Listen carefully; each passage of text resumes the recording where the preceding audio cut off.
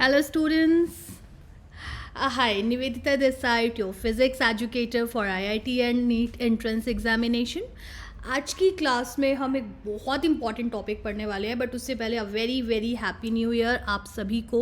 आप लोगों का साल बहुत अच्छा जाए, आप लोगों की स्टडीज़ बहुत अच्छी जाए और होपफुली भगवान करे कि आपके रिजल्ट्स भी बहुत अच्छे जाए। तो आज की क्लास में हम टॉपिक डिस्कस करने वाले हैं centre of mass and system of particles. काफ़ी इंपॉर्टेंट टॉपिक है और एक बार अगर आपको उसका कंसेप्ट क्लियर हो जाए तो मैं ये बोलूँगी कि इजी भी हो जाता है अगर कंसेप्ट क्लियर हो जाए तो आज की क्लास में हम उसकी कुछ थ्योरी देखेंगे, कुछ कॉन्सेप्ट्स देखेंगे एंड मोस्ट इंपॉर्टेंटली हम बहुत सारे न्यूमेरिकल डिस्कस करने वाले हैं ताकि जब ये चैप्टर फिनिश हो तो उस टाइम पे आपको लगे कि आप इस चैप्टर में परफेक्ट हो चुके हो। अब इस चैप्टर से रिलेटेड कोई भी न्यूमेरिकल आएगा, you can do that, you can attempt that and सही आंसर निकालोगे। So everybody is ready, excited, sure? Okay, now let's start the class. So first of all, बेटा, फर्स्ट ऑफ ऑल अगर ये chapter आप पढ़ रहे हो इसका मतलब मैं ये कंसीडर कर रही हूँ कि motion in 1D, motion in 2D, Newton's laws of motion and work by energy, these chapters you already know, the concept of these chapter you already know, right? अगर आपको नहीं पता है ये चैप्टर्स, कोई बात नहीं, आप और वीडियोस में मेरे इन पर्टिकुलर चैप्टर के वीडियोस में जाके देख सकते हो, आपको सारे टॉपिक्स मिलेंगे। और कुछ टॉपिक अभी ऑलरेडी मैंने अपलोड कर दिए हैं, कुछ टॉपिक धीरे धीरे अपलोड हो रहे हैं, so no worry about that, हम सारे टॉपिक कवर करेंगे। बट मेरा अभी फोकस ये है कि मैं थोड़े से इंपॉर्टेंट टॉपिक्स पहले कवर कर लेती हूँ, ठीक है? तो अभी मैं ये मान के चल रही हूँ, I am just considering that you all are at least know the concept of these particular chapters. Okay, तो चलो हम स्टार्ट करते हैं आज का chapter, that is the system of particles and centre of mass, right? अब पहला question आता है कि सेंटर ऑफ मास है क्या, है ना? ये कौन सी बला है सेंटर ऑफ मास? सो बच्चों, सबसे पहले सेंटर ऑफ मास देखते हैं क्या है। लेट्स सपोज मैंने एक रूम लिया, एक रूम कंसीडर किया। इस रूम में जिसमें मैं बैठी हूँ बहुत सारी चीज़ें हैं, टीवी है, एलईडी है, बल्ब्स हैं, फ़ैन है, एसी है, टेबल है, चेयर है, so many things are here, right? सबका अपना अपना मास है, राइट? बट अगर मैं इस कमरे के एक ऐसे पॉइंट को कंसीडर करूँ जहाँ पे इन सारे ऑब्जेक्ट्स के मास को हम कंसंट्रेटेड मान सकते हैं, सारे ऑब्जेक्ट्स के मास को हम फोकस्ड मान सकते हैं, that point is known as centre of mass of this particular room, right? तो सबसे पहली चीज़ कि इस रूम का वो सेंटर ऑफ मास हुआ, तो सेंटर ऑफ मास एक सिस्टम का होता है। उस सिस्टम में डिस्क्रीट पार्टिकल्स भी हो सकते हैं और कंटिन्यूस पार्टिकल भी हो सकते हैं। फॉर एग्जांपल, मैंने ये कमरा जब कंसीडर किया तो उस कमरे के अंदर बहुत सारे डिफरेंट पार्टिकल्स थे जिनके अपने अपने मासेस थे और इस कमरे का हमने सेंटर ऑफ मास निकाल लिया। तो ये जो हमारा कमरा है, जो हमारा रूम है, जो इसको हमने जब सिस्टम कंसीडर किया है तो this is a system of discrete particles, अलग अलग पार्टिकल्स है, राइट? अगर मैं सिर्फ एक पेन की बात करूं, यहाँ पे मैं सिर्फ इस पेन की बात करूं तो ये पेन को भी मैं अपने आप में एक पार्टिकल मान सकती हूँ, एक सिस्टम मान सकती हूँ। और इस सिस्टम में बहुत सारे पार्टिकल्स है because this pen is meant from so many particles, right? तो बहुत सारे पार्टिकल्स से मिलकर ये पेन भी बना हुआ है। और इस पेन को अगर मैं एक सिस्टम कंसीडर करती हूँ तो इस पेन के भी किसी न किसी एक पॉइंट पे इस पूरे के पूरे सिस्टम का मास फोकस्ड होगा, मास कॉन्सेंट्रेटेड होगा, जिसे हम बोलेंगे centre of mass of this pen, right? कमरे में बहुत सारे अलग अलग पार्टिकल्स थे तो वो सिस्टम ऑफ डिस्क्रीट पार्टिकल्स हुआ। यहाँ पे इस पेन में देखते हैं तो हर एक पॉइंट के बाद एक दूसरा पॉइंट कंटिन्यूस पैटर्न में है, तो इस पेन को या इस रॉड को, इस तरह के सिस्टम को हम कंटिन्यूस सिस्टम बोलेंगे। तो ये पॉइंट क्लियर है कि हमारा डिस्क्रीट सिस्टम क्या होता है या सिस्टम ऑफ डिस्क्रीट पार्टिकल्स क्या होते हैं और हमारी कंटिन्यूस बॉडीज़ क्या होती हैं, ठीक है? इस चैप्टर में हम सेंटर ऑफ मास की बात करेंगे कंटिन्यूस बॉडी के लिए भी और सिस्टम ऑफ डिस्क्रीट पार्टिकल्स के लिए भी। दोनों इंपॉर्टेंट हैं, दोनों के फॉर्मूले में थोड़ा सा डिफरेंस है, दोनों तरह के न्यूमेरिकल्स और डेरिवेशन हम आज की क्लास में डिस्कस करेंगे, राइट बेटा? श्योर? Any doubt? अगर आपको कोई डाउट हो तो अगर आप लाइव क्लास में नहीं हो, अगर आपको कोई भी डाउट है then you can do one thing, आप अपने कमेंट सेक्शन में अपना डाउट लिख सकते हो। मैं अपनी पूरी कोशिश करूँगी कि आपको आंसर ज़रूर मिले, या तो इसी वीडियो में या फिर नेक्स्ट वीडियो में, no worry about that, okay? तो यहाँ पे आप देख रहे हो एक सिस्टम है, इस सिस्टम में एक पार्टिकल ये है जिसका मास m1 है, एक पार्टिकल ये है जिसका मास m2 है, राइट तो डेफिनेटली इस पूरे सिस्टम का मैंने सिस्टम किसको कंसीडर किया, मैं इन दोनों ऑब्जेक्ट्स को कंबाइनली एक सिस्टम कंसीडर किया, है ना। और इस सिस्टम का जो सेंटर ऑफ मास होगा वो एक पर्टिकुलर पॉइंट होगा जहाँ इस पूरे के पूरे सिस्टम का मास फोकस्ड होगा। अच्छा, ये सेंटर ऑफ मास क्या मिड पे होता है, क्या हमेशा सेंटर पे होता है? बिल्कुल भी नहीं। ऐसी कोई कंडीशन नहीं है कि सेंटर ऑफ मास सेंटर पे ही हो। सेंटर ऑफ मास सेंटर पे या मिड पॉइंट पे हो, ऐसा सिर्फ तभी पॉसिबल है जब सारी की सारी बॉडीज़ के मास सेम हो और मास यूनिफॉर्मली डिस्ट्रीब्यूटेड हो। अगर m1 का मास बड़ा होगा तो सेंटर ऑफ मास m1 की तरफ शिफ्ट हो जाएगा, अगर m2 का मास ज़्यादा होगा तो सेंटर ऑफ मास m2 की तरफ शिफ्ट हो जाएगा। बहुत सिंपल कॉन्सेप्ट है ना। सो ये डिस्टेंस के इनवर्सली प्रोपोर्शनल है। वो कैसे होगा वो हम अभी आगे डिराइव करेंगे, उसकी टेंशन आप मत लो। तो आप देखिए डिस्टेंस बढ़ गई क्योंकि मास कम था। यहाँ पे आप बोल सकते हो कि m1 m2 से छोटा है, m1 is less than m2, m2 का मास ज़्यादा है इसलिए सेंटर ऑफ मास m2 की तरफ शिफ्ट हो गया है, m2 की तरफ शिफ्ट हो गया है तो इसकी डिस्टेंस कम हो गई है। मास ज़्यादा डिस्टेंस कम, मास कम डिस्टेंस ज़्यादा, बिल्कुल इनवर्सली रिलेशन है, ठीक है। तो this is about the centre of मास। अब सेंटर ऑफ मास के साथ मैं आपको एक चीज़ और यहाँ पे डिस्कस करना वाली हूँ, सेंटर ऑफ ग्रेविटी, क्योंकि आपने ये टर्म भी बिल्कुल सुना होगा, बहुत बार सुना होगा और बहुत सारे बच्चों को तो ये भी लगता है कि सेंटर ऑफ मास और सेंटर ऑफ ग्रेविटी सेम है। तो चलो यहाँ पे डिस्कस करते हैं what is the centre of gravity. Centre of gravity, तो पहली चीज़ मैं आपको बता दूं, सेंटर ऑफ मास और सेंटर ऑफ ग्रेविटी दोनों सेम वर्ड नहीं है, दोनों सेम टर्म्स भी नहीं है, दोनों के मतलब अलग अलग है, राइट। सिस्टम के जिस पॉइंट पे बॉडी का पूरा मास फोकस्ड होता है, मास फोकस्ड होता है, क्या फोकस्ड होता है? मास, उसे हम बोलते हैं centre of mass, centre of mass, right.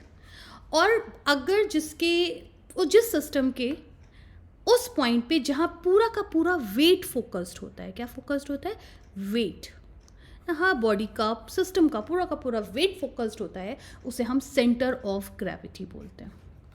Centre of mass is that point where the whole mass is focused और concentrated. Centre of gravity is that point of the system where the whole weight of the body और the system is focused और concentrated.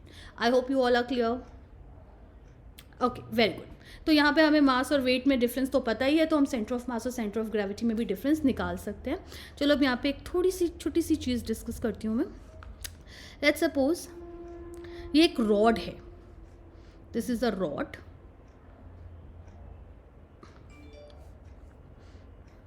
ठीक है, और इसमें मास uniformly distributed है।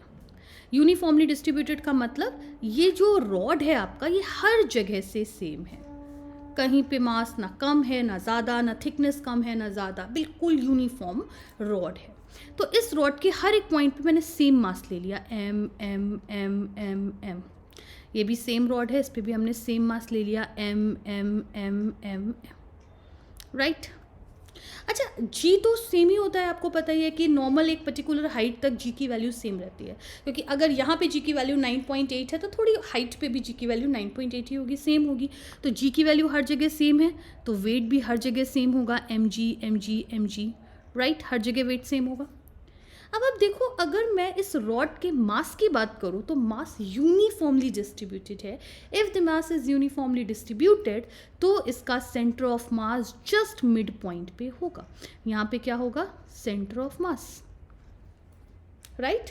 Centre of mass centre पे क्यों होगा? क्योंकि मास यूनिफॉर्मली डिस्ट्रीब्यूटेड है। अगर मास यूनिफॉर्मली डिस्ट्रीब्यूटेड ना होता तो हमारा सेंटर ऑफ मास उस साइड शिफ्ट हो जाता जिस साइड मास की वैल्यू ज़्यादा है, सेम।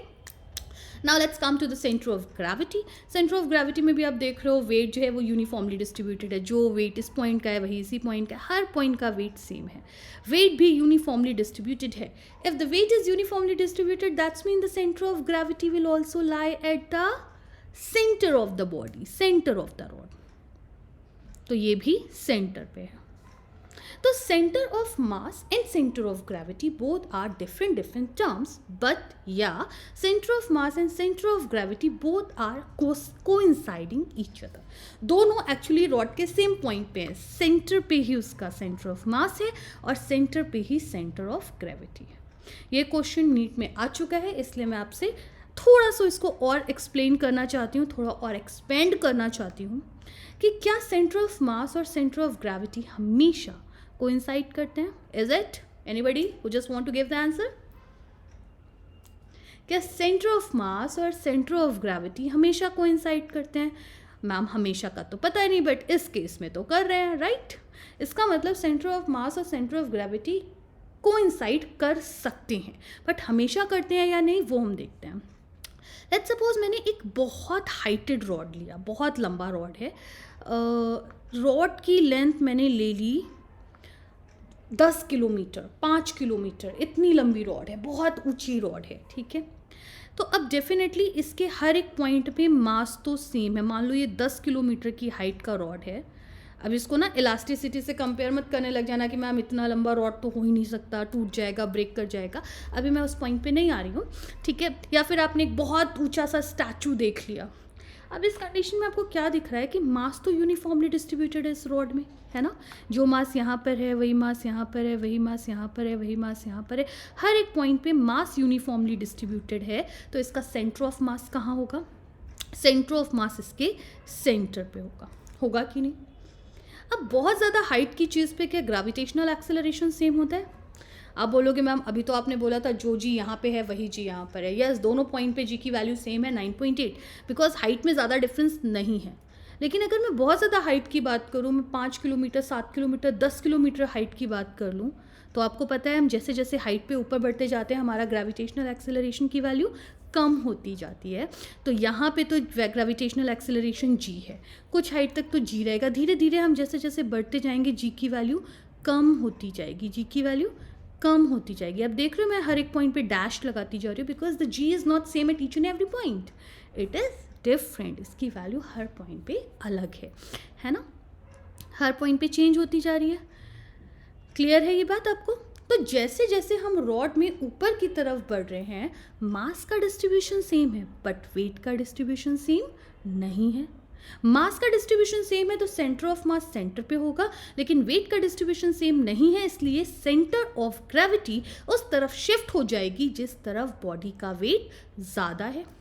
मास तो हर जगह सेम है, जी नीचे की तरफ ज़्यादा है, ऊपर की तरफ कम है, इसका मतलब नीचे की तरफ वेट ज़्यादा है, ऊपर की तरफ वेट कम है, तो आपकी सेंटर ऑफ ग्रेविटी हमेशा किधर शिफ्ट होगी? नीचे की तरफ ही शिफ्ट होगी, नीचे की तरफ शिफ्ट होगी। तो आपको 2 पॉइंट समझ में आए कि either centre of mass and centre of gravity coincide on each other, और centre of gravity lies below the centre of mass. Center of mass and center of gravity coincide from each other, or center of gravity is below the center of mass। कभी भी centre of gravity centre of मास से ऊपर नहीं हो सकता, क्योंकि कभी भी ऊपर बढ़ने पे जी की वैल्यू बढ़ेगी नहीं, वेट की वैल्यू बढ़ेगी नहीं, राइट?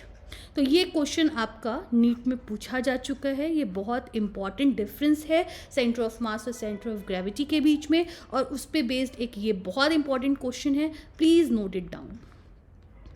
जहाँ पे भी मैं सिंगल या डबल स्टार बनाऊँ, that is the important point, please note that. I hope you all are clear what is the centre of mass, what is the centre of gravity, what is the difference, and हम कैसे बता सकते हैं कि कब वो दोनों को इंसाइड करेंगे, कब को इंसाइड नहीं करेंगे, और कौन बिलो रहेगा, कौन अबव रहेगा, है ना। चलो, ग्रेट बेटा। सो अभी ये पॉइंट हमें समझ में आ गया। अब इस चैप्टर में हम बेसिकली फोकस करने वाले हैं सेंटर ऑफ मास पे। हम सेंटर ऑफ ग्रेविटी पे फोकस नहीं करेंगे, we will focus on centre of mass, right. तो हम सेंटर ऑफ मास पे फोकस करेंगे। हम नेक्स्ट क्लास में डिस्कस करेंगे discrete particles, continuous particles, continuous system, उन कंटिन्यूस सिस्टम को कैसे डील करना है, क्या फॉर्मूला है, कैसे डिराइव करेंगे, डिस्क्रीट पार्टिकल को कैसे डील करना है, क्या फॉर्मूला है, कैसे डिराइव करेंगे, और उस पर बेस्ड बहुत सारे न्यूमेरिकल हम नेक्स्ट क्लास में डिस्कस करने वाले हैं। क्लास में ओवर करती हूँ। जय माता दी। नेक्स्ट क्लास में मिलते हैं।